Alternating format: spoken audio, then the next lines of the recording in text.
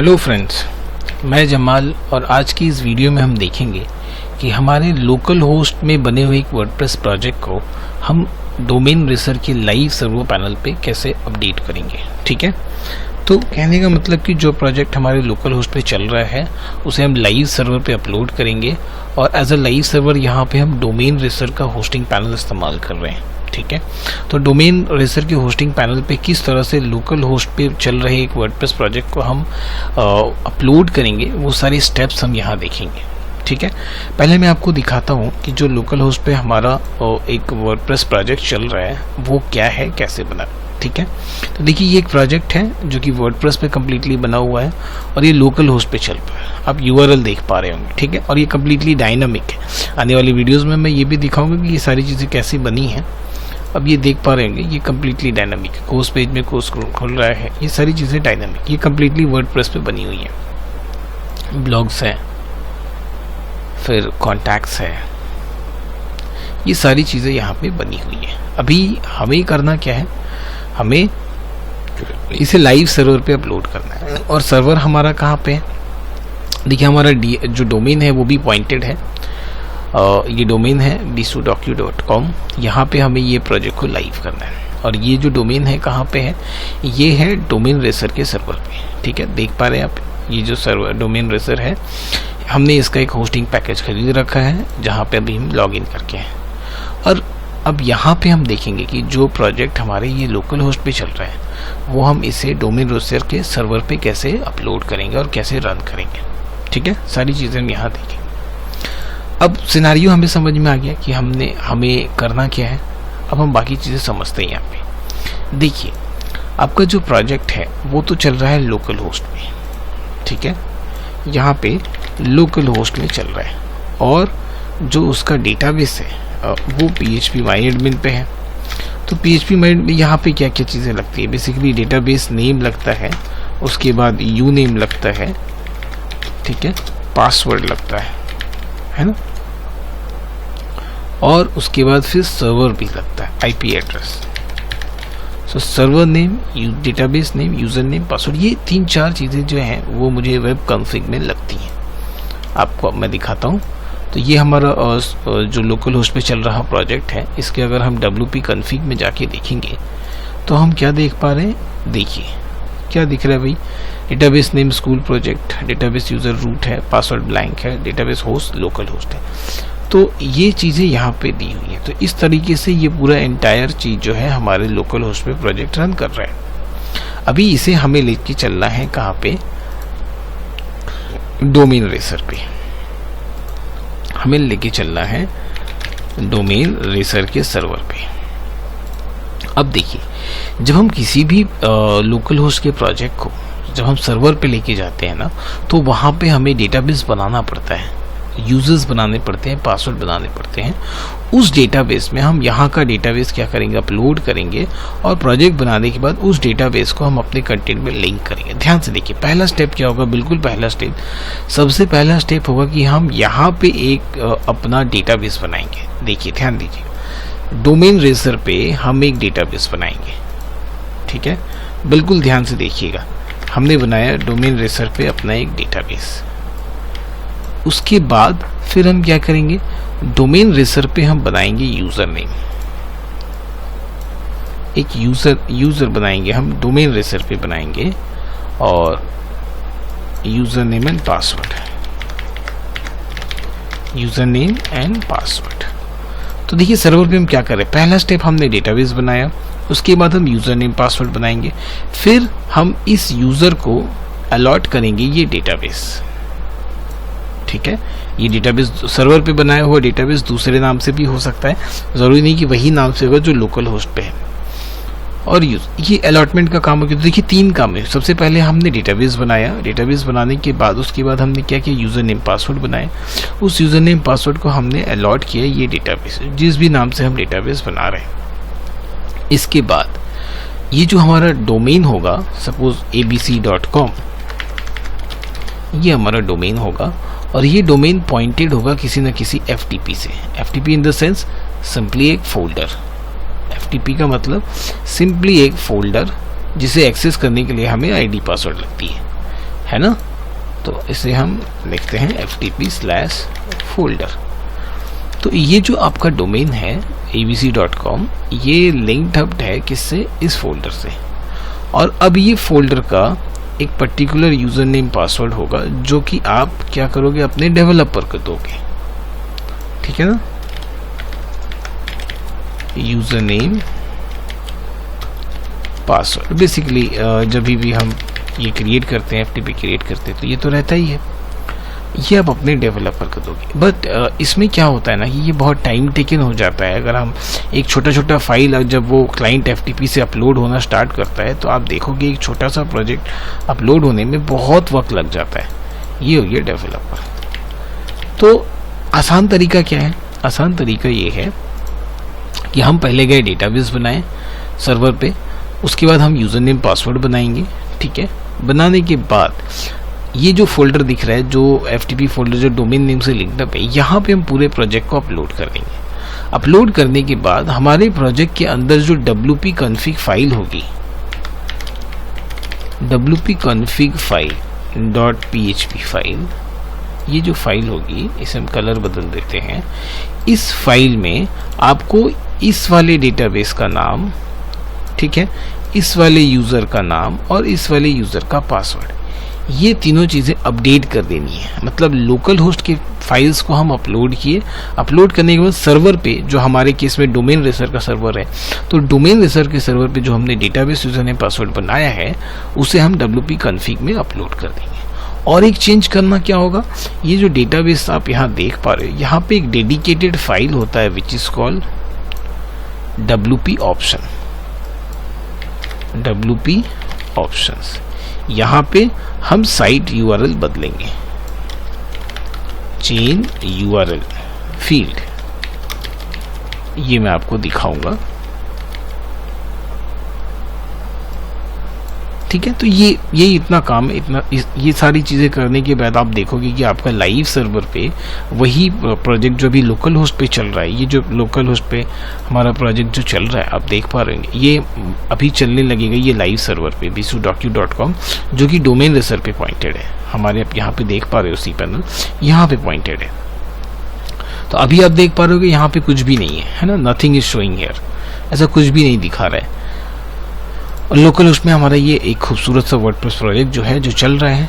तो अभी ये जो स्टेप्स मैंने बताए हैं, ये सारे हम फॉलो करते हैं। तो सबसे पहले हमारा जो होस्टिंग पैनल है वो है डोमेन रेसर का, और उसमें हम लॉगिन करने के बाद देखिए यहाँ पे आ चुके हैं, और हमारा डोमेन है bisu.docu.com। चलिए मैं आपको डोमेन दिखाता हूँ, डोमेन कैसे पॉइंटेड है, कहाँ पॉइंटेड है। आप डोमेन्स में अगर आओगे तो देखो ये डोमेन जो है वो ऑलरेडी पॉइंटेड है रूट फोल्डर से, पब्लिक HTML फोल्डर। मतलब पब्लिक HTML फोल्डर के अंदर हम कुछ भी रखेंगे तो वो सीधे डिस्प्ले होगा bisu.com के अंदर। तो अगर आप बैक पैनल पे आ जाओ, अब यहाँ से चले हम फाइल मैनेजर्स के अंदर। फाइल मैनेजर अंदर देखिए यहाँ पब्लिक अंडरस्कोर HTML है। तो यहाँ पे जो कुछ भी चीज़ें रखी होंगी वो सीधे यहाँ पे रिफ्लेक्ट करेंगी। तो यहाँ पे अगर हम एक छोटा सा फाइल बना दें टेस्ट करने के लिए कि क्या सब कुछ कॉन्फ़िगर्ड है या नहीं है, वो चीज़ हम चेक कर लें। तो index.html हमने बनाया, एडिट करते हैं। एडिट करने के बाद हमने सिंपली क्या करना है, h1 इट्स वर्किंग, ये एक छोटा सा मैसेज हम दे के अपडेट करते हैं, है ना, इट्स वर्किंग, सेव किया हमने। और उसके बाद हम यहाँ रिफ्रेश करते हैं तो हम क्या देख पाते हैं, इट्स वर्किंग, चल रहा है, मतलब ठीक है, कॉन्फ़िगर्ड है, सब कुछ ठीक है। तो अभी जो मैंने बताया यहाँ पे उसके हिसाब से हम काम करेंगे। तो हम सबसे पहले अपना जो होस्टिंग पैनल है डोमेन रेसर के, उसके पैनल पे आते हैं। और यहाँ पे देखिए मैंने आपको बताया ना, आप डायग्राम देखिए, सबसे पहले हमें क्या बनाना है, डेटाबेस बनाना है, फिर यूज़र नेम पासवर्ड बनाना है। तो चलिए डेटाबेस पे चलते हैं, MySQL डेटाबेस। ध्यान रहे कि इसे बनाते समय ये जो कुछ भी हम यहाँ बना रहे हैं वो सिर्फ और सिर्फ लर्निंग पर्पस के थ्रू बना रहे हैं। तो जो भी पासवर्ड यहाँ पे इस्तेमाल किए जाएंगे वो वीडियो बनने के बाद डिस्ट्रॉय कर दिए जाएंगे, ठीक है। तो देखिए यहाँ पे हम डेटाबेस बना रहे हैं। डेटाबेस हम देखो ये कुछ वर्ड्स आगे के फिक्स होते हैं, इसे हम यहाँ से कॉपी कर लेते हैं। कॉपी करने के बाद उसके बाद हम यहाँ पे अपना वर्ड्स देंगे डेटाबेस। तो सपोज हमने बनाया है bisu DB, ये हमने बनाया। अब इसके बाद ये वाला पोर्शन को आप यहाँ से कॉपी करो, यहाँ पेश कर दो, तो क्रिएट डेटाबेस। तो आप देखो इसके नाम से ये डेटाबेस कंप्लीटली इस नाम से डेटाबेस क्रिएट हो गया। तो सेफ्टी के लिए हमने यहाँ रख लिया, बैक करते हैं। फिर आपने क्या देखा, क्या बनाना है डेटाबेस के बाद अपने को यूज़र नेम और पासवर्ड बनाना है। तो यहाँ आ जाते हैं हम नीचे, यहाँ देखिए ये यूज़र नेम दिया है ना, तो bisu_user ये बनाया हमने। तो ये पहले कॉपी करते हैं,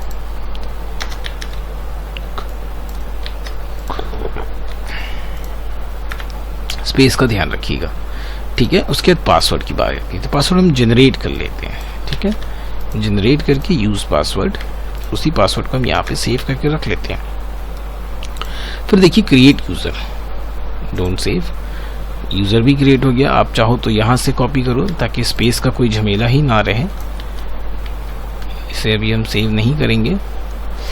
अच्छा, बैक करते हैं। बैक करने के आने के बाद आप स्टेप देखिए, मैंने डेटाबेस बनाया, यूज़र नेम बनाया, उसके बाद हमने क्या किया, यूज़र को अलॉट किया डेटाबेस।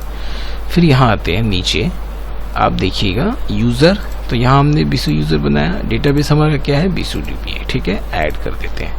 ऐड करने के बाद ये आपको ऑप्शन देगा कि आपको क्या क्या प्रिविलेजेस अलॉट करने हैं। तो यहाँ पे हम ऑल प्रिविलेजेस कर देते हैं और मेक चेंजेस कर देते हैं। तो अब देखिएगा आपका डेटाबेस वाला काम बिल्कुल भी हो गया, मतलब आप देखोगे कि एक डेटाबेस तैयार हो गया आपका, ठीक है। तो अब हम जाते हैं डेटाबेस वाले सेक्शन में और हम देखेंगे कि हमारे पास कितने डेटाबेस हैं। This one MySQL database. तो आप देख पाइएगा आपके पास एक डेटाबेस है दिस, बट इसके अंदर कुछ भी नहीं है। तो इसके अंदर हम कैसे जाएंगे, तो हम यहाँ पे PHP MyAdmin पे क्लिक करेंगे। ध्यान रहे ये लाइव सर्वर वाला PHP MyAdmin है, ठीक है। तो अब यहाँ पे आपको क्या करना है, ये देखिए जो आपने बनाया है bisu document_1, इस पर क्लिक करो। यहाँ पे आपको क्या करना है, आपका जो लोकल होस्ट का जो डेटाबेस है, देखिए हमारे लोकल होस्ट का एंटायर प्रोजेक्ट है जो रन कर रहा है यहाँ पे। आप देखिए स्मार्ट EDU यहाँ पे ये रन कर रहा है। तो ये एंटायर प्रोजेक्ट और उसके डेटाबेस भी हमने यहाँ रखा है। तो आपको क्या करना है, डोमेन रेसर पे जो आपने अभी बनाया है, ठीक है, तो ये जो PHP MyAdmin चल रहा है ये डोमेन रेसर पे चल रहा है, जो हमारा लाइव सर्वर है वहाँ पे चल रहा है, और ये वहाँ का डेटाबेस बनाया हुआ है। तो ये जो पूरा एंटायर डेटाबेस है ना, ये आपको क्या करना है, अपलोड कर देना है यहाँ पे। तो आप यहाँ से ब्राउज भी कर सकते हैं इसे, आप इंपोर्ट में चले जाइए, ब्राउज,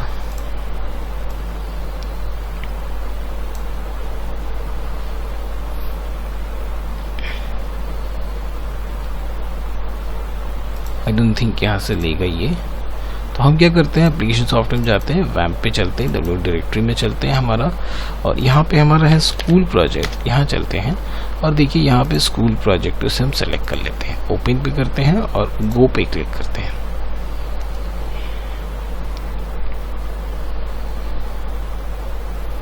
डेटाबेस ठीक है, कुछ टेबल्स प्रॉब्लम क्रिएट करते हैं, बट आई थिंक सारे टेबल्स आ गए, कोई इशू वाली बात नहीं है। टेबल डेमो है, not it, there is no problem for this. अब क्या करना है हमें नेक्स्ट, ये हमारा डेटाबेस का काम हो गया। अब ये जो आपका यूज़र ने ये जो URL है ना, इस URL को आप यहाँ से कॉपी कीजिए। कॉपी करने के बाद WP ऑप्शन, जैसे मैंने आपको दिखाया ना यहाँ पे इमेज में दिखाया ना, आपको क्या करना होता है, WP ऑप्शन में जाके URL चेंज करना होता है। तो आप अगर देखिएगा WP ऑप्शंस में आपको लोकल होस्ट का URL मिलेगा, दिख रहा है ना, साइट URL और होम, इन दोनों को आपको जाके चेंज करना है। यहाँ पे ये वाला पोर्शन देना है और फिर इन द सेम यहाँ पे एडिट में आके ये वाला पोर्शन देना है। बस डेटाबेस का आपका काम पूरा हो गया।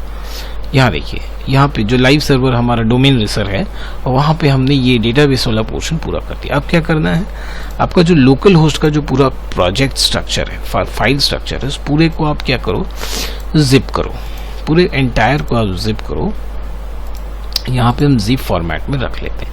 तो जब तक ये जिप होता है, ऐसे जिप होने देते हैं, हम सर्वर पे चले आते हैं।